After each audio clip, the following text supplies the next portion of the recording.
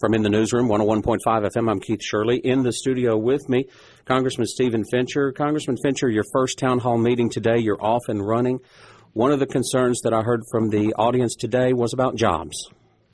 Keith, jobs are on the front of everybody's mind right now. People are hurting all over the country. In the 8th District, unemployment is 10+% in many counties. I made the comment today at the town hall meeting. We had a great meeting this morning, listening to her. We're all over the district the rest of the week. We must make sure that the policy coming out of Washington is not job crushing. We've got to make sure that we are easing regulation, making it easier for businesses to expand and to hire workers and to let the free market and our system of capitalism work. Stimulus bills and bailouts aren't the answer to getting our economy back to where it needs to be.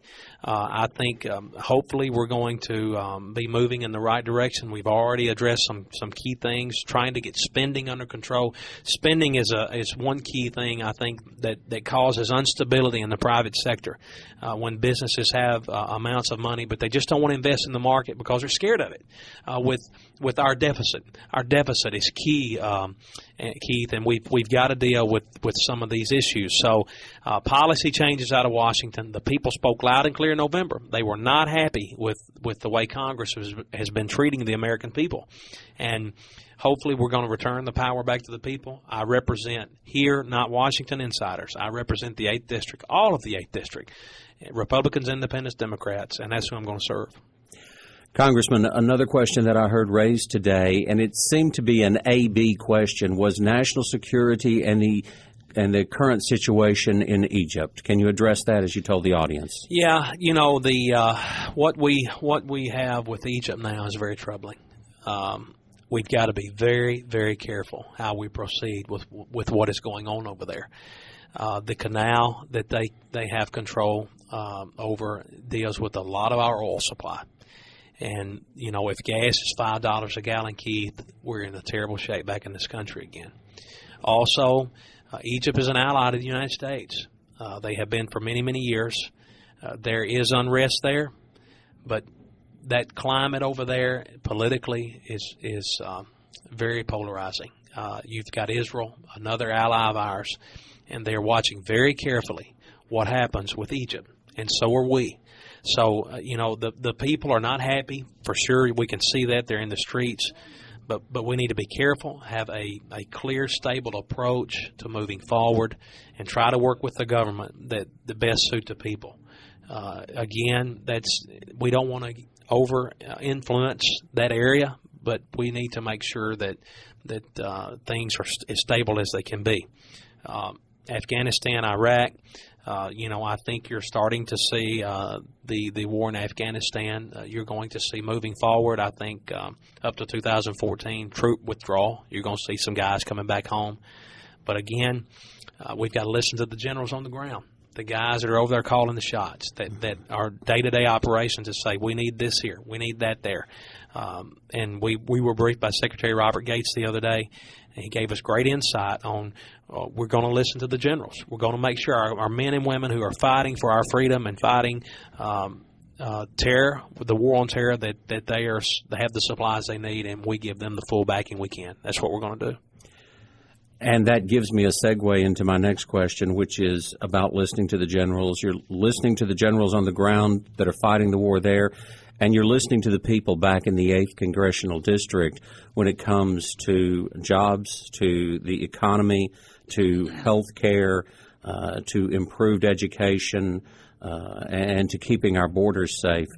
And tell me about your office door and your open policy to all of the 8th Congressional District. Well, we were privileged to pick up Scott Golden. He's our Deputy Chief of Staff. He worked for Marsha Blackburn for several years and actually lives here in Jackson. He will be my guy to handle things here when I'm not here. We have an office in Jackson. Debbie Shires will be one of my case workers there. Debbie worked for Congressman Tanner. She's very experienced, a sweet person with a heart to serve. That's what I was looking for, Keith. I was looking for someone that would help folks. Hannah Powell is a field rep. Wills Gardner, Hannah's from Crockett County. Wills is from Shelby County. He's working for us. Luann White from O'Brien County is coming back down to the Dyersburg office to help us. She also did some part-time work for Congressman Tanner. We've known each other's families for a long time. We just didn't know it till real recently. But again, a willing heart is what we were looking for to serve all of the 8th District. We have an office in Dixon. We are establishing an office in another county. We're not hardly there yet, but we're getting close. And hopefully service. That's what this is about, Keith, serving the district, all of the district. And talking about the people that handle the business when you're not here, you're already off and running on your town hall meetings. That was one of your campaign promises. Another of your campaign promises was to be here frequently. You've already started doing that. And another of your campaign promises was to do with the congressional insurance and the people's money that pays for that. I'd like to ask you to address that and explain that to me. Yeah, I said many times on the campaign trail that I think what we need back in Washington are citizen legislators.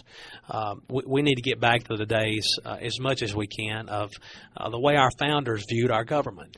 That this is not a career. This is not Stephen Fincher going to Washington and forgetting who I am and where I'm from and in touch with reality, the real people of the district.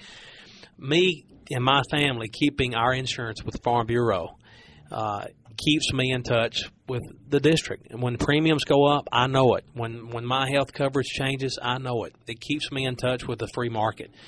So we made that promise, and I'm sticking to it. We also, I'm one of the few members that I'm living in my office.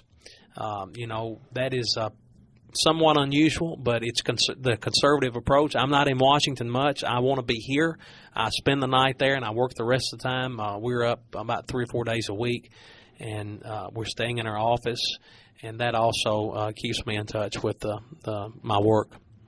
Congressman, thank you for your time, and I look forward to many more of these opportunities. Thank you, Keith. Appreciate it.